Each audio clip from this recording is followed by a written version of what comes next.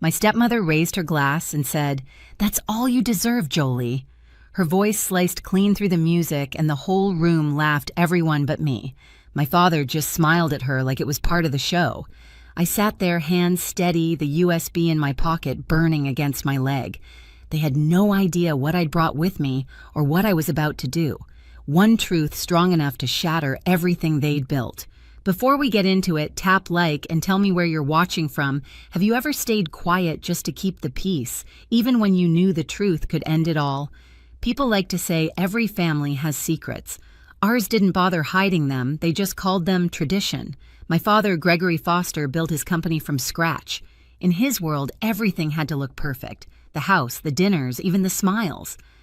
My stepmother, Karen, was the masterpiece he showed off. She had this way of turning cruelty into elegance. If she insulted you, it sounded like a compliment. And then there was Shannon, her daughter, my father's golden child. I used to count how many times he said her name at dinner like it was proof that I still existed if he remembered to say mine. I grew up in that mansion in Raleigh, surrounded by chandeliers and silence. After my mother died, the air changed. Karen moved in within months, her perfume replacing the scent of my mother's lilies. The staff learned quickly, "Please, Karen, protect your job." I learned too, stay quiet, stay out of the way. Every family photo had me at the edge, half a smile, half a daughter. The only thing that ever felt real was my camera. At 16, I bought one with money I made tutoring neighborhood kids. It wasn't about art back then, it was survival. Through that tiny lens, I could frame the world how I wanted. I could zoom in on what people missed. A stray cat sleeping in the rain gutter, a hand trembling over a coffee cup. The kind of truth no one claps for, but it's still true. When I left home at 18, no one stopped me. Karen threw a polite farewell brunch like she was seeing off a house guest, not family. My father signed a check and told me to call if you need anything. I never did. Years passed. I built a career filming stories that weren't mine. Farmers losing land, veterans, rebuilding their lives, mothers raising kids alone. Real people, real pain. But every time I turned off the camera, the silence came back, whispering what I'd never filmed my own story. Then, one winter afternoon, an email arrived. "You're invited to Gregory Foster's 60th birthday celebration. Formal attire. No greeting, no signature, just that." For a full minute, I stared at the screen. And maybe this is the part where most people would delete it. I didn't. Because after a lifetime of being erased, you start craving proof that you still exist. And that invitation, it felt like proof. The closer the party came, the less I slept. My apartment in Raleigh felt smaller each night, filled with half-packed gear and the steady hum of my camera charging. I told myself I was only going to film some B-roll for a new project, but we both know that was a lie. I was going to capture the truth. Then Ellen showed up, hair-messy sketchpad under one arm, the smell of turpentine trailing her like always. She dropped onto my couch and said, "You won't believe what I heard." I didn't look up at first, but her voice had that edge that meant something was about to hurt.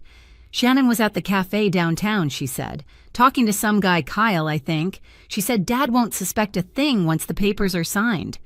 My chest tightened. "What papers?" Ellen shrugged. "Sounded like business stuff. But I saw her screen. It had your dad's company logo on it. We stayed up all night digging." Ellen remembered a shared cloud folder she once used with Shannon for a design gig. Same password, still active. Inside were scanned contracts, emails, and a draft transfer form. Shannon and Karen planned to move my father's company shares into Shannon's name, using Kyle as their silent partner. Every message dripped with entitlement. "Dad will thank me once it's done. Jolie will stay out of it, she always does." Reading those lines was like swallowing glass. It wasn't just greed, it was the proof of every unspoken rule I grew up under. Karen wins, Shannon shines, I disappear. Ellen looked at me carefully. "You could end them with this," she said. I nodded, but the words stuck in my throat. I could already see my father's face if I exposed it. Confused, humiliated, maybe broken. For a moment, I hated that I still cared. I copied the files to a small USB drive. It clicked shut like a gun cocking. I held it in my palm until my skin felt hot. That was my truth, my weapon, my confession. When the night was over, Ellen squeezed my shoulder. "So, what are you going to do?" I stared at the city lights outside, blurry through the window. "I'm going home," I said quietly. "But this time, I'm not coming as their daughter." The morning of the party, Raleigh was wrapped in gray light, the kind that makes everything look like a memory. I packed carefully camera gear first, then the USB, then the black dress that felt more like armor than clothing. The silence in my apartment pressed against me, heavy and expectant. I whispered, "No more filming someone else's story," and closed the suitcase. The drive to the estate felt like time reversing. Same long driveway lined with trimmed pines, same iron gate that used to groan open like a warning, but the place looked smaller now, stripped of its power. I parked under the oak tree where I used to wait for my father's approval that never came. The wind was sharp, carrying the faint smell of roses and cold money. Inside, the house glittered. Strings of lights, silver linens, champagne already flowing. Karen's voice floated across the room, warm, fake trained for attention. She wore pearls that probably weren't hers and smiled like she owned the air. Shannon trailed behind her in a gold dress, every step rehearsed. When I appeared at the entrance, Karen's eyes flicked over me like I was an unscheduled error. "Jolie," she said, her tone sweet but taut, "you actually came." I smiled. "You invited me." "I suppose we did," she murmured. "Try not to make tonight awkward." Her words landed like ice on skin, but I didn't flinch. I'd been frozen before. My father appeared a moment later, his gray suit crisp, his confidence untouched. "Jolie," he said, sounding surprised but careful. "Glad you could make it." "Wouldn't miss it," I said. He smiled politely and moved on, already pulled into another conversation. That small moment, his dismissal wrapped in charm, was the crack that let the fury through. I stayed quiet through the speeches, through the toasts, through Karen's perfect act. But every time she touched his arm, every time Shannon laughed too loudly, I felt the USB in my clutch grow heavier. When the applause ended and people began to dance, I slipped down the hallway toward his office. The portraits on the wall watched as I opened the door and set the USB beside his nameplate. For the first time in years, I wasn't shaking. He found me there a few minutes later, standing by his desk, like a trespasser in my own story. The laughter from the ballroom echoed faintly down the hall, muffled by marble and distance. When he saw me, my father stopped in the doorway, one hand still on the frame.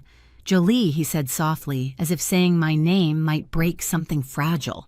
"Karen said you'd stepped out. You shouldn't be in here." "I know." My voice was steady. I just needed a quiet place. He hesitated, then stepped inside. The lamplight hit the lines on his face, the same lines I used to trace when I was little, trying to memorize him. He looked older now, but still unreadable. "You've grown into your mother," he said quietly. "She used to stand in this office the same way, like she was searching for something that didn't want to be found." I let the words hang there. I wanted to tell him that what she'd been looking for was him, but I didn't. Instead, I slid the USB across the desk toward him. He frowned. "What's this?" "The truth," I said. "You deserve to see it before someone else does." His expression shifted, confusion first, then irritation, the reflex of a man used to control. "What are you talking about?" "Just watch it," I said. He sat down, muttering something under his breath, and plugged the drive into his laptop. The screen flickered to life. A video opened Ellen's recovered files stitched together. Karen's voice filled the room first. Calm, confident. "Once the transfer's approved, Gregory won't notice a thing until it's done."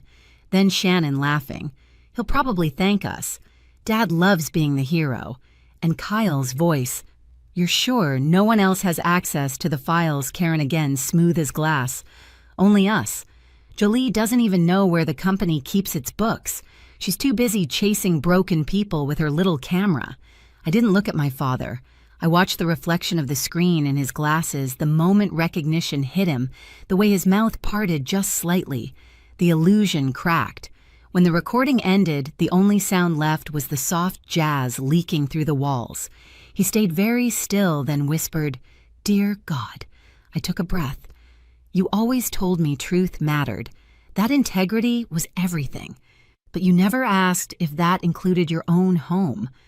His hand trembled slightly on the mouse.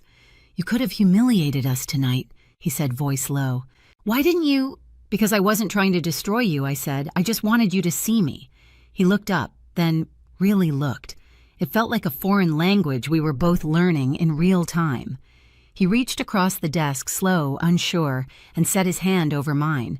The gesture was clumsy, almost awkward, but it was the first real thing he'd done in years.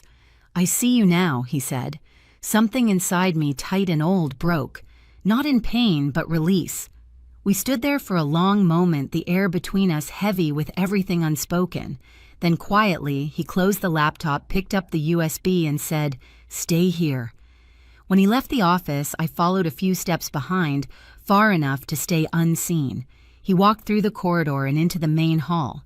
The music faltered when he appeared. He didn't speak loudly, but his presence drew every eye. "Karen," he said, voice calm but sharp as steel. She turned, smiling automatically. "Darling, everything all right?" "Not yet," he said. She blinked, the smile twitching. "What's wrong?" He held up the USB. "You tell me." For a moment, confusion crossed her face. Then fear, real fear. Her hand tightened around her champagne glass. "Gregory, what is this supposed to mean?" "I watched it," he said. "Every word." Shannon's expression froze, her golden confidence cracking. "Dad," he cut her off. "Don't." His voice wasn't loud, but it carried, and the entire room went still. "You treated my trust like a currency you could spend. Both of you." Karen started to speak again, her tone turning syrupy. "Gregory, please. She's manipulating you." He pointed toward me, where I stood at the edge of the crowd. "She's my daughter, and she just saved what's left of this family." The silence that followed was brutal. Karen's face drained of color. Shannon's eyes filled, but not with guilt, panic. Then came the final blow. My father reached into his pocket, pulled out 2 envelopes, and set them on the table beside the untouched cake. "One is for the divorce," he said. "The other is your withdrawal notice from the company.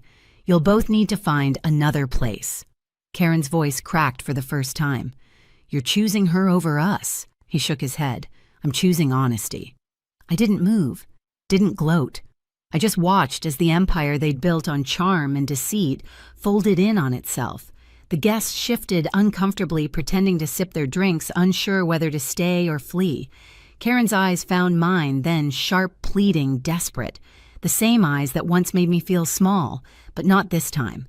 My father turned toward the door. "Jolie," he said, voice firm now. "Let's go." And that was it. No fireworks, no screaming. Just quiet ruin. Outside, the night air hit like a shock, cold and clean. We walked across the gravel driveway, his footsteps slow, mine steady. For once, he didn't fill the silence.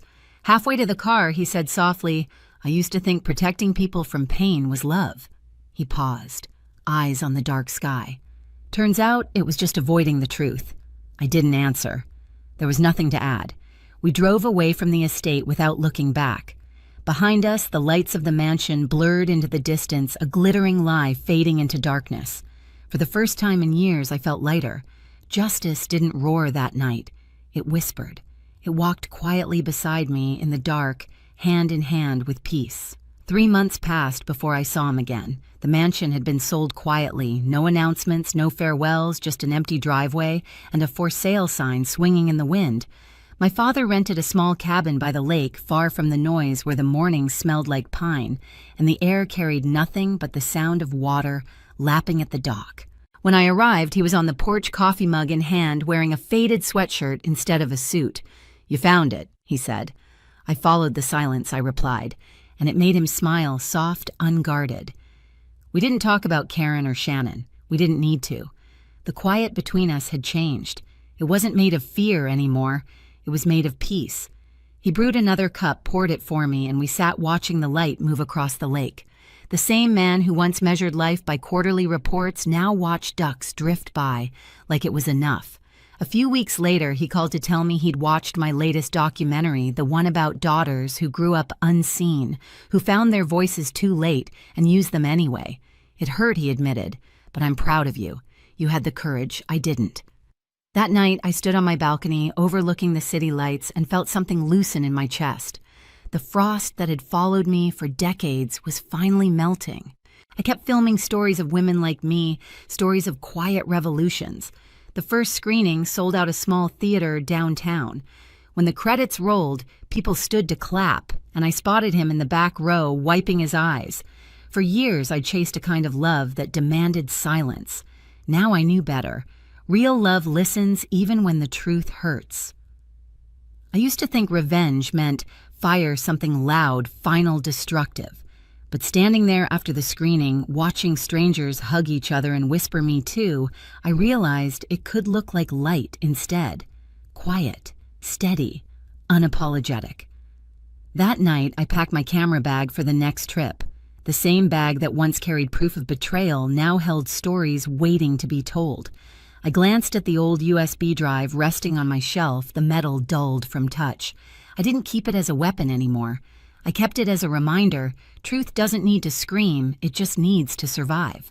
Before I turned off the lights, my phone buzzed a message from my dad. "Proud of you, kid? Don't ever dim what you've built." I smiled, slipped the phone into my pocket, and whispered to the quiet room, "Never again." Because that's the real ending, isn't it? Not the collapse of someone else's empire, but the moment you stop shrinking to fit inside it. If you've ever had to walk away from the people who refuse to see you, you're not alone. Drop your story in the comments. I read every single one.